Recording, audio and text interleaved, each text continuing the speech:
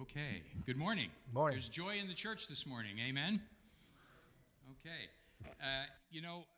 We live in sort of crazy and sometimes confusing and discouraging times, but God is at work. God is at work in the church universal around the world. And we were talking in our missions committee meeting the other day, and we thought, it's been a while since we've talked about all the outreach areas that this church, you all are involved with helping in worldwide and local missions. And it thought, well, it's good to give you a little update. And some of you may not be aware of all the areas that we're active in. So we're going to give you a little quick update this morning. Our missions programs are divided really into local missions activities in the community and global missions around the world. And some of you may not have heard of some of these fields that we're operating in. On the local missions side, I'm pleased to be able to tell you that due to your generous support and giving, we've been able to support many ministries in our local community, including our own Caring Hearts ministry. $2,700 a year to date has been given to them to support that. The Family Research Center, which is Family Resource Center in Oswego, which formerly known as the Pregnancy Care Center, we've been able to support to a level of $2,000 this year so far, and where it says YTD, year to date, on that graphic, it means we plan to give more. Local food pantries in Pulaski and Sandy Creek in Mexico, we've been able to give over $4,500 this year so far to support food supplies for the needy and those that are fallen on hard times and have need of those food pantries.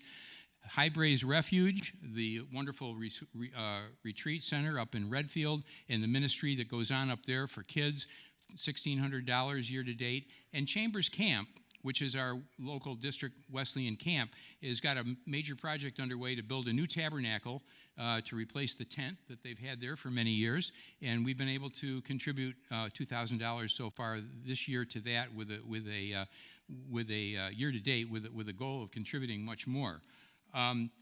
So that's just the beginning. On the global side, you may not know, but we are a partner church. We are a sister church of the Krakow, Poland Wesleyan Church, and we work with them to help them grow their church. It's the first Wesleyan church in Poland, and their pastor, Piotr Gazarowski, has been here before to speak with us. They're now planting other churches around Poland, and we have partnered with them to help them pay off their building loan so they can be well established. That's been going well. We have our ministry of new church plantings in the Czech Republic with Pastor Mark Pfeiffer, and that continues on, including family camps in the summertime.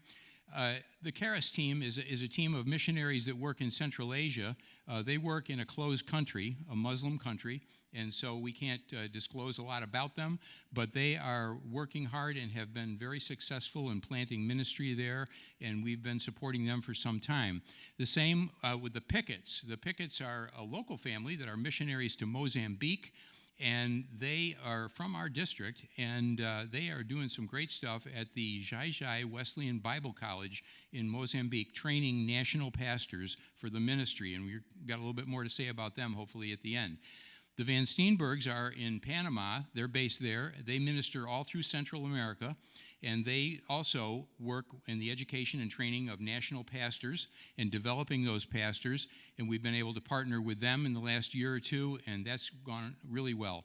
And I have something more to say about them, too. And then finally, I want to just mention that we do have our sponsored child through World Hope International, a young lady in Sierra Leone, which we're continuing to give for her education and support through the year.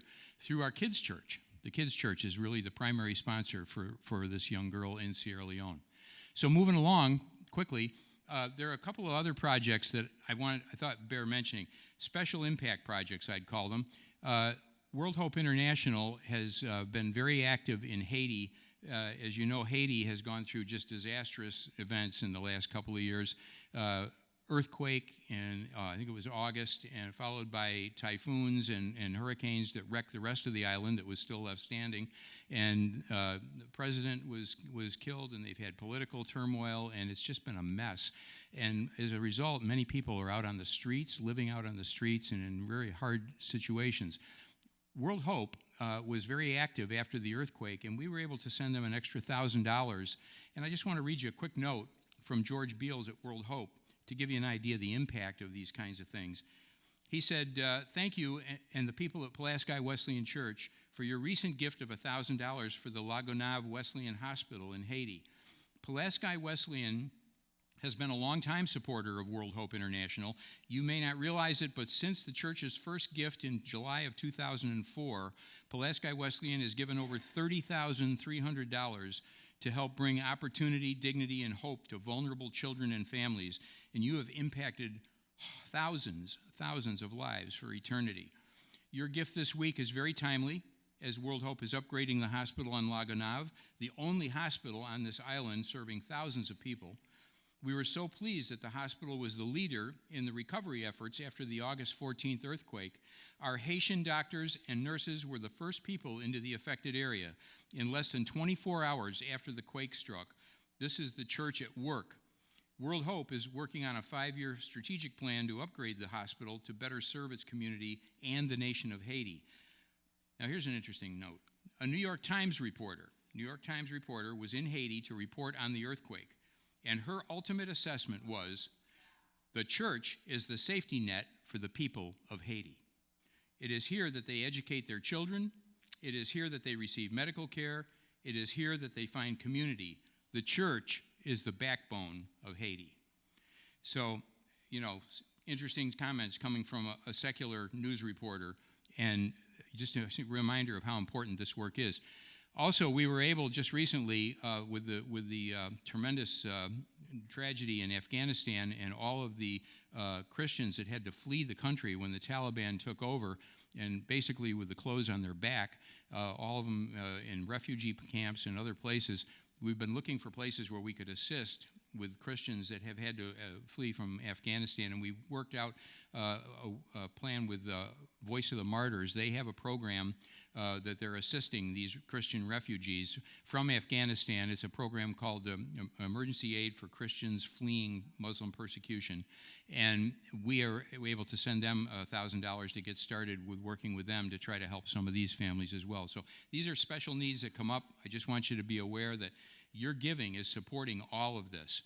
Couple of last notes.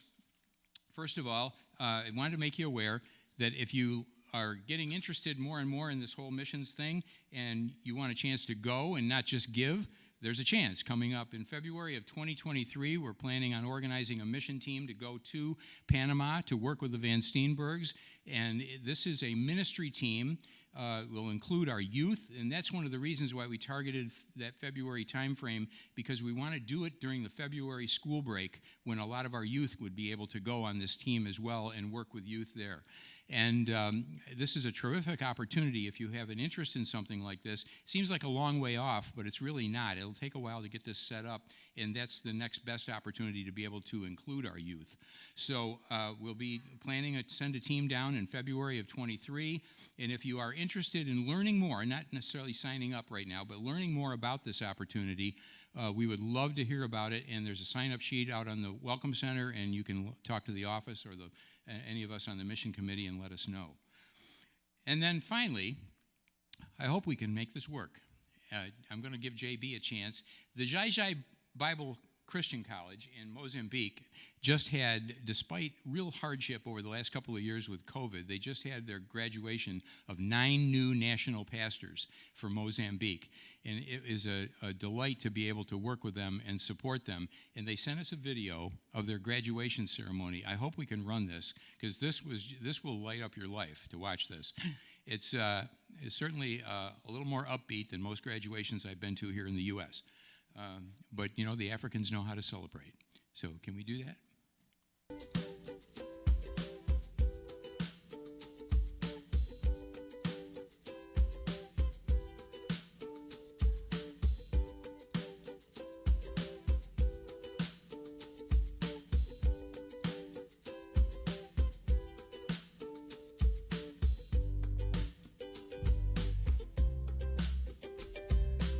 I love it.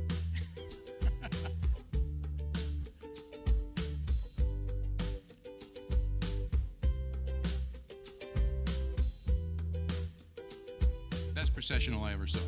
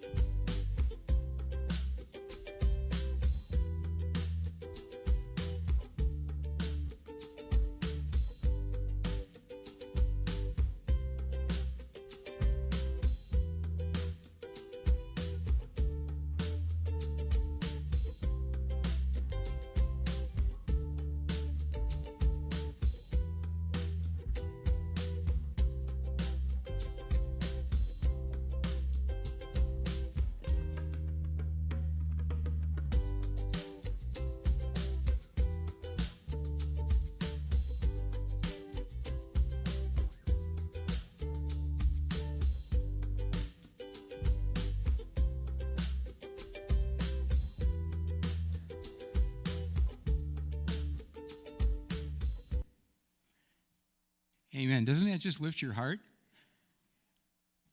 I can almost not speak when I watch that. To think about the fact that we're part of that, and your giving is part of that. So thank you for your generous support for missions. Let us continue and just enjoy that memory. And I have to say, in my book, it beats pomp and circumstance.